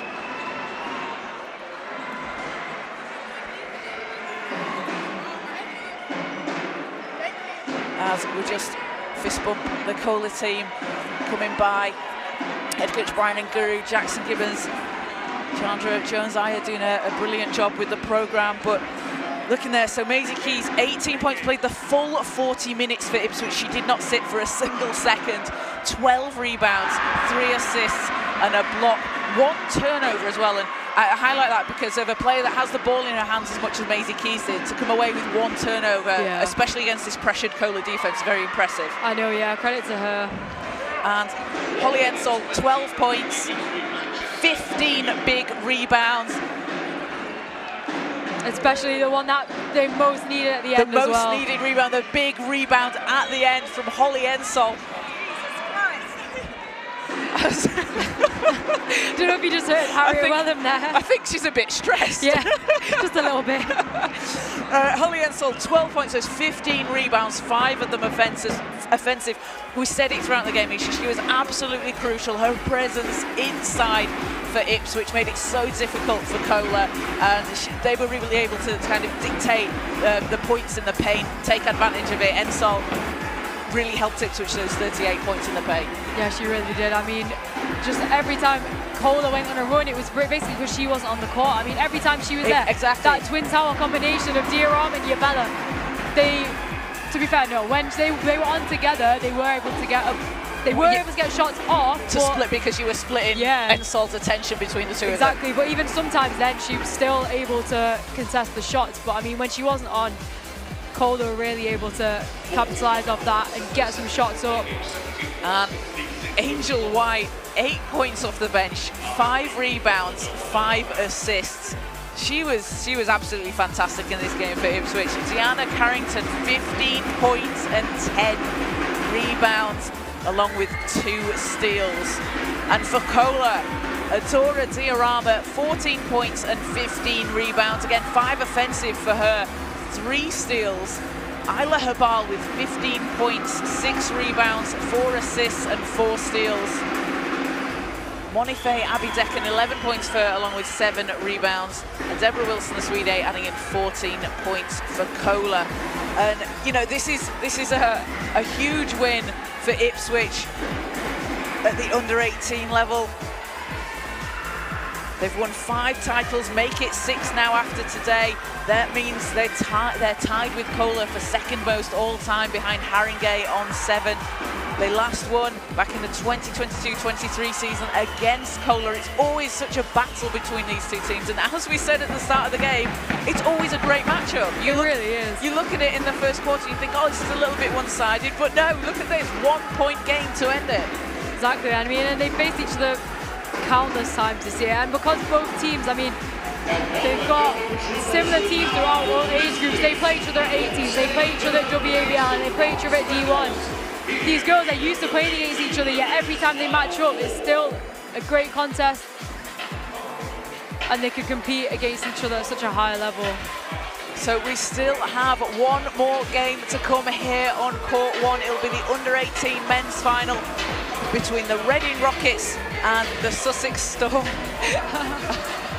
And we'll have the 3rd and 4th place playoff game in the under-18 men's game. That'll be between the Manchester Magic and the Manchester Giants. If you want a seat for that, you're going to have to get down early, because that is going to be busy over there on that court. Yeah, it's going to be packed. I mean, 2 Manchester teams, not enough seats. I can probably count the number of seats that there are on one hand. So, and then on the backcourt in the Kettle, as we're calling it, the under-14 girls final between the Milton Keynes Breakers and the Richmond Knights will be taking place. Both games due to tip at 5:45. We may have a slight delay as we wait for the trophy presentations for these games. And in the backcourt, you can keep up to date with all the action on the Basketball England YouTube channel, on the social media channels. We've got highlights, we've got great clips throughout all the weekend. We've seen some awesome plays on the court. I've also seen them out there being clipped on Instagram. Yeah, definitely. I mean, as we know, Final Fours weekend, we can go on about it all day. We have gone about it all day, but just so much talent on display, so much talent being showcased. Young people you see every year, and just to see them grow, develop as players, it's really great. And you're just seeing the next generation being made, basically. But absolutely, and you can see that. So the Manchester Mystics coming out on top on court 2 against the Nottingham Wildcats, 75-66. Ellie Costa finishing as a leading scorer there, 24 points. Karina Costa adding in 21 with those 6 made threes. Irina Bodo also adding in 21 points and 10 rebounds, a double-double and 6 steals. Standard Irina Bodo. Yeah. And for the Nottingham Wildcats, Sammy Mullock, 18 points, 7 rebounds, 3 assists. And Kiana Campbell off the bench with 13 points and 2 rebounds for the Wildcats. Over in the backcourt, the Milton Keynes Breakers claim the win in the under-14 boys final against the London Stars, 70-61. And Jermaine Tufor, 19 points. Oh my goodness, 21 rebounds as I'm reading that stat sheet. Tufor, 21 rebounds, 11 offensive rebounds for him. 11 offensive rebounds, wow. And Nathan Muleba, 17 points and 19 rebounds. What was going on there on the glass? 75 rebounds for the Milton Keynes Breakers under 14s team. And then if we take a look at the London Stars, Dylan Amin, he led the way for the Stars, 27 points and 4 rebounds. And Chidera Asiegbu, 6 points. He was cleaning up on the glass, 14 rebounds and 9 of them offensive. It's just been a battle of the boards today. Yeah, it really has. I mean, crazy rebound stats going all around, really. for everyone. So the Nottingham Wildcats come and collect their runners-up medals. Manchester take the 3rd spot. And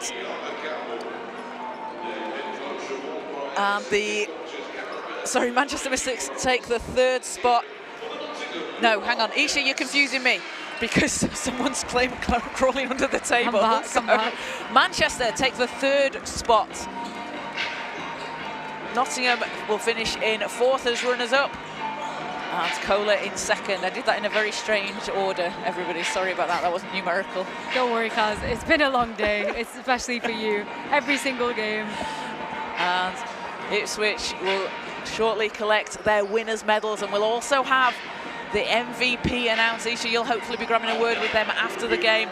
But a lot of tough decisions out there to go for MVP. You've had really strong performances all round on Ipswich. Deanna Carrington, Maisie Keys and Holly Ensel will surely be players in that conversation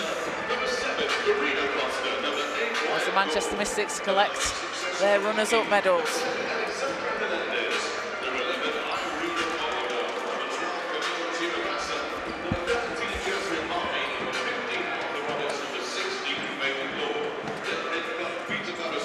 I just realised we stopped talking because Luke Simcock was taking a photo of us. Also, happy birthday, Luke Simcock, for yesterday. Oh, was it? He had a balloon on his table. I was wondering whose balloon that was.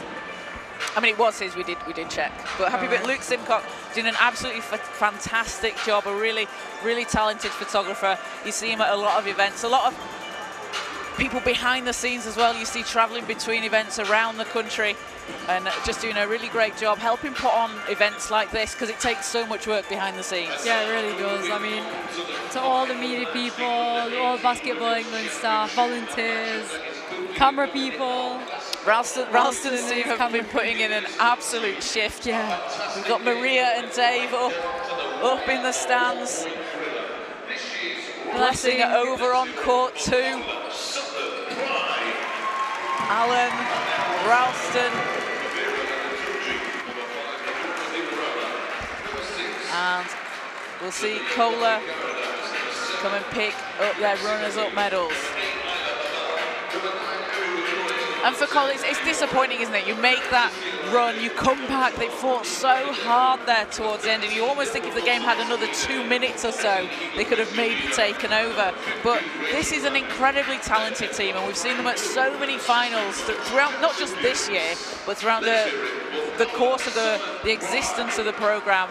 And it's a team that we'll see back. We'll see a lot of these players back, and they'll be back on this stage, and it's really tough. But they should be very proud of how they played today. Yeah, they really should. I mean, they played their hearts out. And for a lot of them, it's not their final year. I mean, they've got plenty more time to come with CoLA, and they're just going to go back to the drawing board and just do the same again next year, hopefully. But we know, as you say, the programme is so good. This team, we see them at all finals. I mean, they were at the senior finals. They had success there. Unfortunately, obviously, they didn't get today's, but that's why it hurts just a little bit more.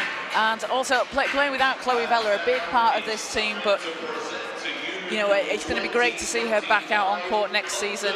But also, what a great job the players have done at that organisation as well, of stepping up and being able to take on the role that Chloe Vella had when she's not available. Yeah, exactly. I mean, to be able to make it this far, to be the second best team in the country without one of your star players, it's pretty impressive. So yeah, all credit to them. But Ipswich now will go and take the stage, claim their medals. So Ipswich picking up their winners' medals. And a big congratulations to them. A hard-fought win over CoLA, 59-58. CoLA down 21 points, able to bring it back to within 1.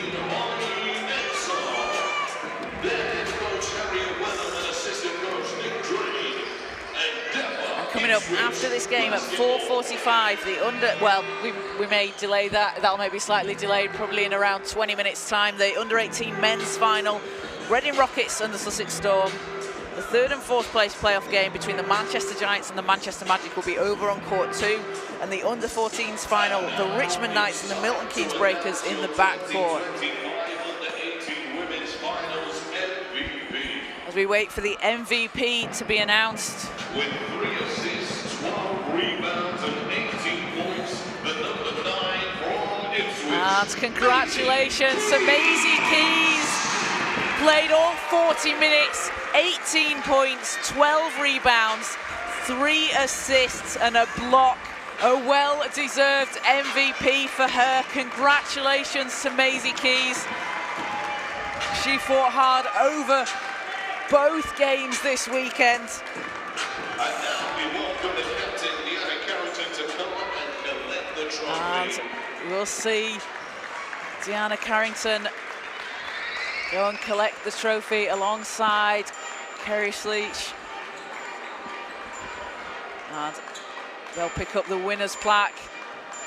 Deanna Carrington, a huge game from her as they take it back to the team. And your under-18 women's 2024-2025 Junior Final Four champions are Ipswich. Congratulations to them. They'll be celebrating all the way back down south. A huge win for them.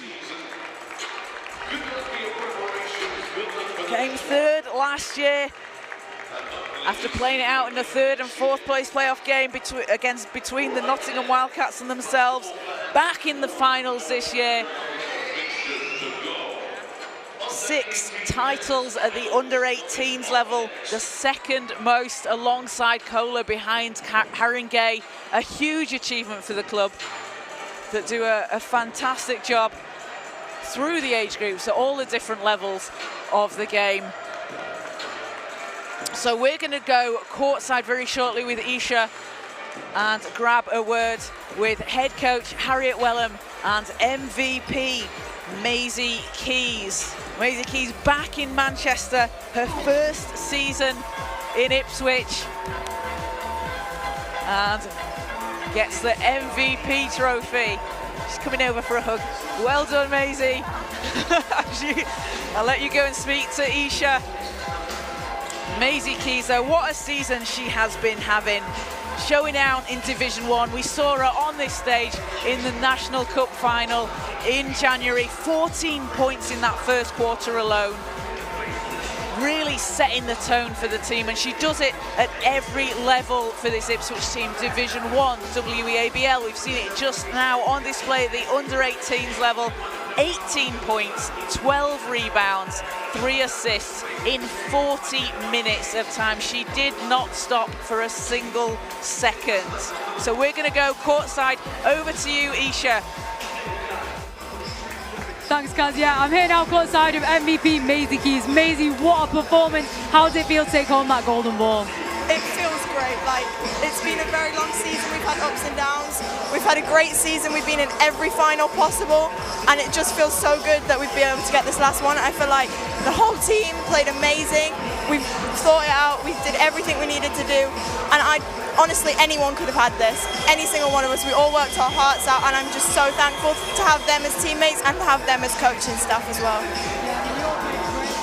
took the lead quite early on. You kept that lead throughout, but CoLA pulled back quite a bit at the end. I mean, they brought it back so close. It could have gone either way. How was the team? Were you able to stay together and focus and get the win? Well, CoLA are an amazing team. We've played them multiple times all season. We've beat them, we've lost to them. Like, we really respect them as opponents. We knew we had to stay together, battle out. We had some injuries, like Cara, bless her, she's in the hospital right now. We love her to death. Like, we're so proud of her. I'm sure she's proud of us. But I think we just had to stay together, do what we had to do, and we just had to fight. And I think we fought really well. Yeah, good job, Maisie. So, final thing, what is the celebration going to be like now? Oh, don't even know. I haven't thought that far. Fair enough. I mean, I'll leave you now. Go think about how you're going to celebrate. Go celebrate with the team. Good job. Yeah. Hopefully, same again next year. Thank you. MVP Maisie Keys there. We'll bring in Harriet Wellham, head coach Harriet Wellham of the under-18 Ipswich team, doing an absolutely brilliant job so far with the team this season, coming out on top. So over to you, Isha and Harriet. Thanks, guys. I'm here now courtside of head coach Harriet Wellham. So Harriet, how does it feel to take home that plaque? It's incredible, and it's not expected.